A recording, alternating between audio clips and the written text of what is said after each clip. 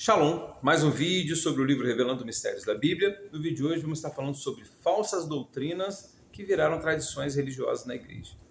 Uma delas é que o diabo veio para matar, roubar e destruir, sendo que o texto de João 10, versículo 10, diz que o ladrão não vem senão a matar, roubar e destruir. Esse ladrão, se você continuar lendo o texto de João 10, ele é mercenário, ou seja, só faz as coisas em troca de dinheiro. Ele não tem amor das ovelhas. E quando esse ladrão ver vir o lobo, que é o diabo, ele foge. Então, de quem Jesus está falando? Que veio para matar, roubar e destruir. Se você voltar 2 versículos, João 10, 8, Jesus diz: todos quantos vieram antes de mim são ladrões e salteadores. Ele está falando da liderança religiosa. Ele está falando do diabo. Por isso que no versículo 9, ele diz, João 10, versículo 9, eu sou a porta.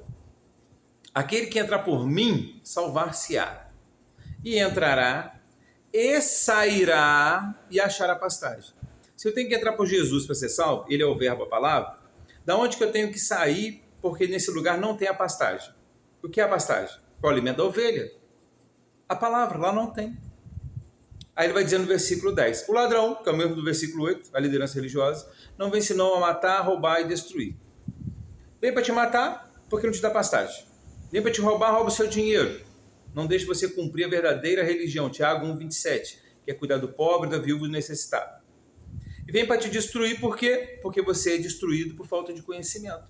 Ele que deveria ser o anjo da igreja, o mensageiro, para ajudar você a crescer na graça e no conhecimento, ajudar você a se apresentar diante de Deus, como obreiro que não tem do que se envergonhar, que maneja bem a palavra da verdade, para você ser instrumento nas mãos de Deus. Ele veio só para te matar, te roubar e te destruir. Então, isso é um falso ensino que virou uma tradição religiosa dentro das igrejas. O outro, a graça é um favor imerecido. Não tem isso na Bíblia. Em Efésios 2,8 diz, pela graça sois salvos mediante a fé. Isso não vem de vós, é dom de Deus. A graça é um dom de Deus. Não vem de vós para que ninguém se glorie. Então, usando a regra correta de interpretação, onde mais nós encontramos essa palavra graça na Bíblia? E como ela é usada? Você vai ver o apóstolo Paulo pedindo a Deus para tirar o espinho da carne. E aí o que Deus responde? A minha graça te basta, pois o meu poder se aperfeiçoa na sua fraqueza. Então, a graça é o poder de Deus. Isso é confirmado em 1 Pedro 1, versículo 5, quando Pedro diz que pelo poder de Deus sois guardados mediante a fé. A mesma coisa de Efésios 2,8. Pela graça sois salvos mediante a fé. 1 Pedro 1,5. Pelo poder de Deus sois guardados mediante a fé. Então, a graça não é um favor imerecido. Se você disser, o sacrifício de Jesus foi um favor imerecido, amém. Glória a Deus por isso. Mas a graça é uma operação do poder de Deus na vida daquele que crê em Jesus como Senhor e Salvador. A pessoa que está na bebida, no cigarro, na prostituição, ela não tem forças para sair. Então ela precisa se arrepender dos seus pecados, confessar Jesus, sepultar o velho homem no batismo nas águas, aí ele recebe da parte de Deus a graça, que é um revestimento de poder para ele conseguir resistir ao mal que está em toda a humanidade. Isso é a graça de Deus. Não é favor imerecido. Porque senão vai contrariar a Bíblia. Porque Jesus disse que o reino de Deus é tomado à força. Aí tem a parábola dos talentos.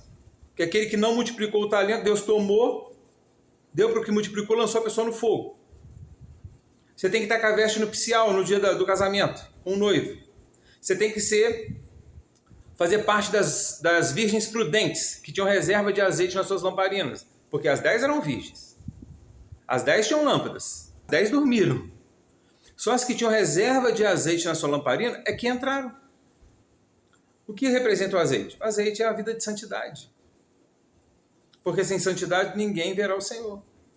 Por isso que a Bíblia diz, a porta é estreita, e larga é a porta, espaçoso o caminho que conduz à perdição. E muitos são os que entram por essa porta larga. E porque estreita é a porta, e apertado o caminho que conduz à vida, poucos há quem encontra. De contrapartida, diz que vão surgir muitos falsos profetas que, se possível for, enganariam até os escolhidos. Então, quem eles não vão conseguir enganar? Somente os escolhidos. Quem são os escolhidos? Muitos são chamados, poucos são os escolhidos. Mas Deus não faz acepção de pessoas. Então quem são esses poucos escolhidos? São aqueles que perseveram na leitura da palavra, na oração, uma vida de santidade, que são guiados pelo Espírito de Deus. A Bíblia diz em Romanos 3,14: se sois guiados pelo Espírito de Deus, verdadeiramente sois filhos de Deus. Então, outra doutrina errada, que virou uma tradição religiosa. A igreja vai ser arrebatada num piscar de olhos. A Bíblia não fala disso. A Bíblia diz que nós vamos ter o nosso corpo transformado em um piscar de olhos. Não diz que vamos ser arrebatados no piscar de olhos. Nós vamos ter o nosso corpo transformado em um piscar de olhos. Ante a última trombeta, iremos de encontro ao Senhor nos ares, que Ele vem nas nuvens, onde todo olho verá. Só você ler sua Bíblia. 1 Tessalonicenses 4. Ali em Atos 1, quando Jesus começa a ascender aos céus, aí os discípulos estão olhando, Ele desaparece nas nuvens, aí aparecem dois anjos. Homens galileus, por que estáis olhando aí para o alto? Assim como vocês viram esse Jesus ir, assim ele voltará. Leia sua Bíblia, Atos capítulo 1. Assim ele voltará como? Nas nuvens onde todo olho verá. E ele vem ante a última trombeta. Mas como assim nós vamos ter o nosso corpo transformado num piscar de olhos? Lembra quando Jesus estava no Monte da Transfiguração? Ele estava no corpo como o nosso. No piscar de olhos ele ficou branquinho, apareceu Elias e Moisés. Então, no dia do arrebatamento, ante a última trombeta, no piscar de olhos, você vai ficar branquinho e vai começar a subir e ir de encontro a Jesus nos ares. Isso é o arrebatamento da igreja. Fizemos um vídeo, assista. Ali não tem como refutar o vídeo. Usa todos os textos do arrebatamento da igreja. É esse vídeo. Você coloca assim, Capelão Alexandre Arrebatamento. E para completar, para você tirar todas as suas dúvidas mesmo, você ainda coloca depois o outro vídeo. Capelão Alexandre, 70 semanas de Daniel. Então, já vimos duas falsas doutrinas que viraram tradição religiosa. Que o diabo veio para matar, roubar e destruir. Jesus não está falando do diabo, está falando da liderança religiosa. Que a graça é um favor imerecido. Que a graça é uma operação do poder de Deus na vida daquele que crê em Jesus como Senhor e Salvador. O arrebatamento não vai ser no piscar de olhos. Nós vamos ter o nosso corpo transformado em um piscar de olhos ante a última trombeta. Vamos lá. Outra tradição religiosa que virou, uma falsa doutrina que virou uma tradição religiosa. Está lá em Daniel, quando você assistiu o nosso vídeo 70 semanas de Daniel, você vai entender isso. Daniel 9, 27. Quando diz ali o texto. E ele firmará aliança com muitos, e na metade da semana fará cessar o sacrifício e a oblação. Aí eles atribuem-se ele como o anticristo, que ainda falta uma semana de Daniel para se cumprir. O texto está falando de Jesus. Ele firmará aliança com muitos, na metade da semana fará cessar o sacrifício e a oblação. Foi o que aconteceu. Na metade da última semana de Daniel, Jesus disse, ele está lá na cruz, o ministério dele foi de 3 anos e meio, depois que ele recebeu o Espírito Santo no batismo. Ele está lá na cruz e ele diz, está consumado. O véu do templo, que separava o lugar santo do santíssimo, rasgou-se de alto a baixo. Ali cessou o sacrifício de animais no templo. E ali cessou o sacrifício e a oblação. Acabou. Então, quando você assistiu o nosso vídeo, Capelão Alexandre, 70 semanas de Daniel, você vai entender isso claramente. Vamos lá, outra tradição religiosa. Você não precisa ter muita fé. Basta você ter fé do tamanho de um grão de mostarda. A Bíblia não fala isso. A Bíblia diz que se você tiver fé como, não do tamanho, como um grão de mostarda, você dirá a esse monte, atira-te ao mar, e ele vai te obedecer. Quantas vezes Jesus repreendeu os discípulos, homens de pequena fé? Por quê? Porque a sua fé tem que ser como um grão de mostarda. Procura na internet. Coloca assim, árvore de mostarda. É um grão pequenininho, mas quando você lança na terra e rega com a água do Espírito, ele cresce, se torna uma grande árvore. Então assim tem que ser a sua fé, como um grão de mostarda, não do tamanho.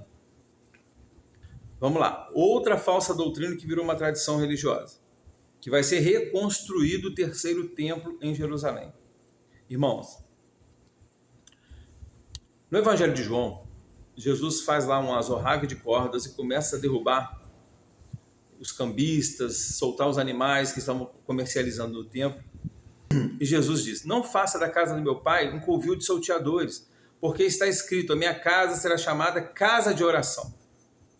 Então, aquele templo que começou com o rei Salomão, depois Neemias reconstrói, depois na época de Herodes, né? Que os discípulos até mostraram, olha, mestre, que belas construções.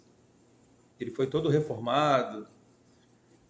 Até que Jesus diz: não ficará aí pedra sobre pedra que não seja derribada. Isso aconteceu no ano 70, quando o general Tito invade Jerusalém, taca fogo em tudo, aí o ouro do templo derrete, e aí até as pedras são levadas. Então, e aí os judeus foram dispersos. Então não ficou pedra sobre pedra, igual Jesus profetizou. Aquele muro que você vê lá é o muro que cercava o templo. Então não fazia parte da parede do templo. Amém? Então, quando Jesus faz aquele azorrague de cordas, começa a derribar os cambistas, diz: não faça da casa do meu pai um covil de salteadores, a liderança religiosa diz: com que autoridade você faz isso? Aí Jesus responde: derrubem este templo, que em 3 dias eu levanto outro. Aí eles começaram a caçoar de Jesus, dizendo: em 46 anos foi edificado este templo e tu vai levantar ele em 3 dias? Aí termina o texto: mas eles não entenderam que Jesus lhes falava do templo do seu corpo. Então, enquanto Jesus estava vivo, aquele templo era a casa do Pai, chamada casa de oração. Mas Jesus diz: derrubem este templo, que em 3 dias eu levanto outro. E ele falava do templo do seu corpo. Então, enquanto Jesus estava vivo, ali era a casa do Pai. Quando Jesus morre, no 3º dia, quando ele ressuscita, surge agora um novo templo, que é o corpo de Cristo. E quem são os membros do corpo de Cristo? Nós. Aí você vai entender por que lá em Atos 17, versículo 24, diz: o Deus que fez o mundo e tudo que nele há, sendo o Senhor do céu e da terra, não habita em templo feito por mãos de homens. Porque hoje Deus habita em nós. Quando o véu do templo se rasgou de alto a baixo, é porque Deus se manifestava no Santíssimo. Quando o véu se rasga, hoje a casa de Deus somos nós. Nós somos o templo hoje do Espírito de Deus, do Espírito Santo de Deus. Então, por que não vai ser reconstruído o 3º templo em Jerusalém? Quando a Bíblia diz em 2 Tessalonicenses 2, que quando surgiu o anticristo, ele vai se assentar no templo de Deus, querendo parecer Deus, é no coração da humanidade. Por isso que ele vem como um cordeiro e fala como um dragão. Não é que ele vai se sentar lá no templo de Jerusalém, isso é letra. A letra mata, o Espírito de Deus vivifica a letra. É a mesma coisa lá em Apocalipse 11, quando fala das 2 testemunhas.